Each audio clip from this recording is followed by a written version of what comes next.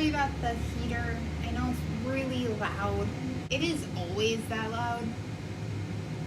It's the heater to our apartment, but we should be moving soon, so... Oh, that orange thing across the screen is, yeah, that's Buttersdale. So there shouldn't be as much of an issue. And my shirt represents two of my favorite things, which is Starbucks and Magic. Jeff got me this shirt. It's probably one of my favorite shirts. It's so comfortable and I love the design. But anyways, we are going to dive straight in to the topic today, which is the Villisca Axe Murder House. Now this one was actually requested.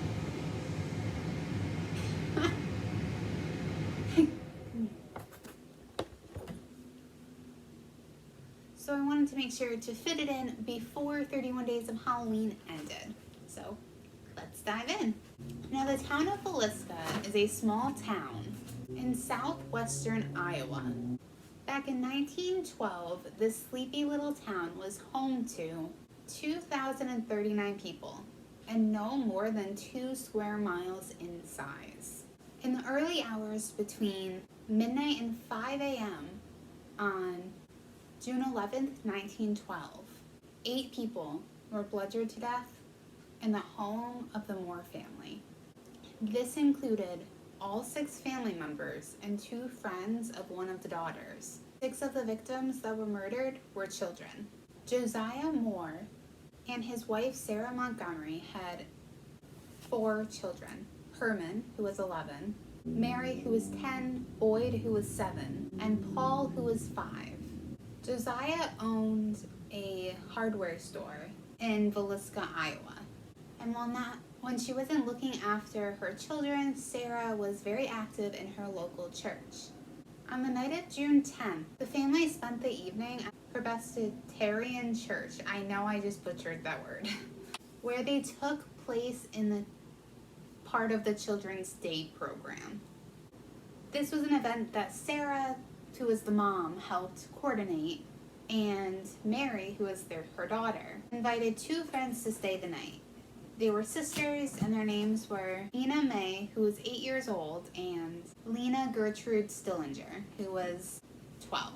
The family and the 2 sisters would arrive back at the Morris family's house at around 10 p.m. that night.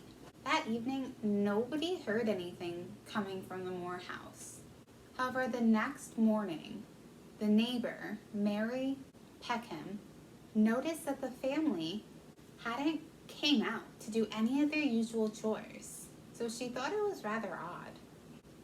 Mary was concerned, so she knocked on the door of the house, and nobody answered, so she kind of jiggled the door and figured it out, it was locked.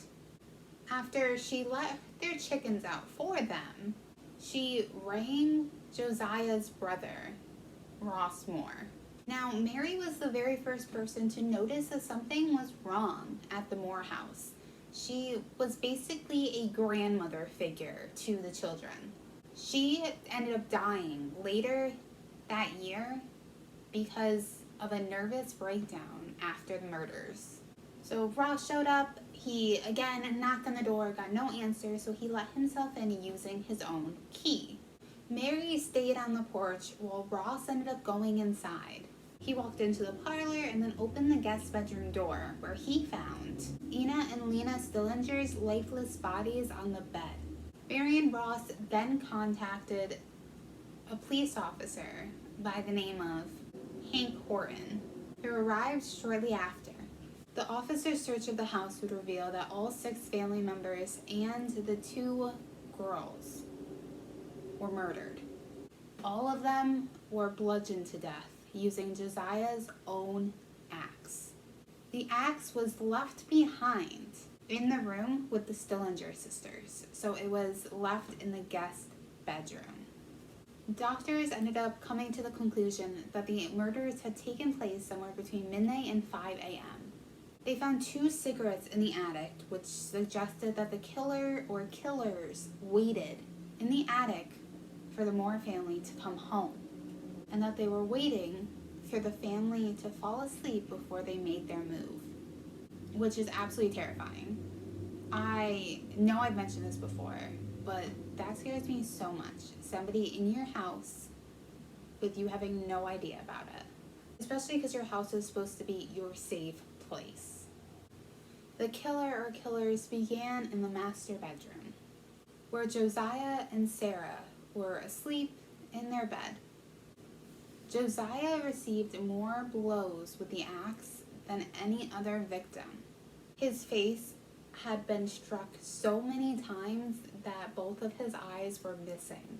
While they used the blade of the axe on Josiah, the rest of the victims were killed with the blunt ends, which is, I'm kind of curious why that was the case, like why they put that much thought into it. After killing the parents, they then proceeded into the children's bedrooms and killed the children.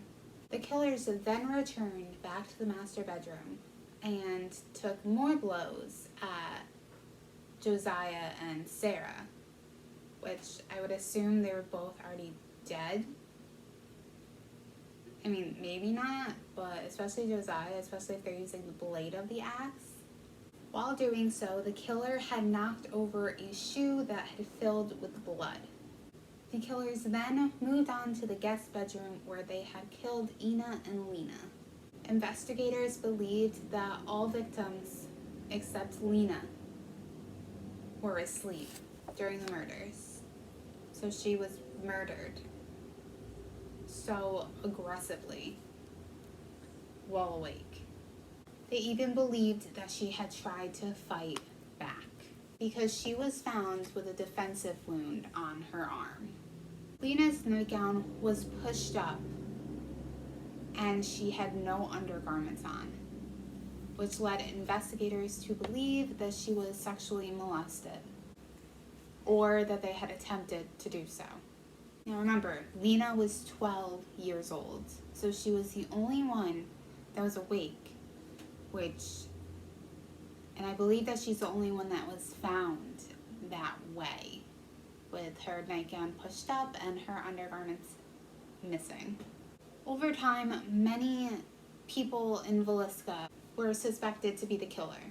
It was Reverend Lynn George Kelly who police suspected the most.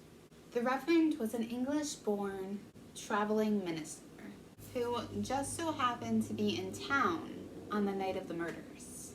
Kelly was described as being peculiar and he had a mental breakdown when he was young. As an adult, he was accused of keeping and asking several young girls to pose nude for him. So, on June 8th, 1912, he came to Villisca to teach at the Child Day services, which the Moore family had attended on June 10th. He left town between 5 and 5:30 a.m., hours before the bodies were found. Reverend Kelly had confessed to the murders in court, but the jury didn't believe his confession. 5 years later, in 1917, he was arrested for the Villisca Axe Murders. Police had obtained a confession from him. However, it took hours to get him to confess, and he later recanted his statements. After 2 separate trials, he was acquitted, and the Villisca Axe Murders still remain a mystery to this day. I don't understand the motivation with these murders, because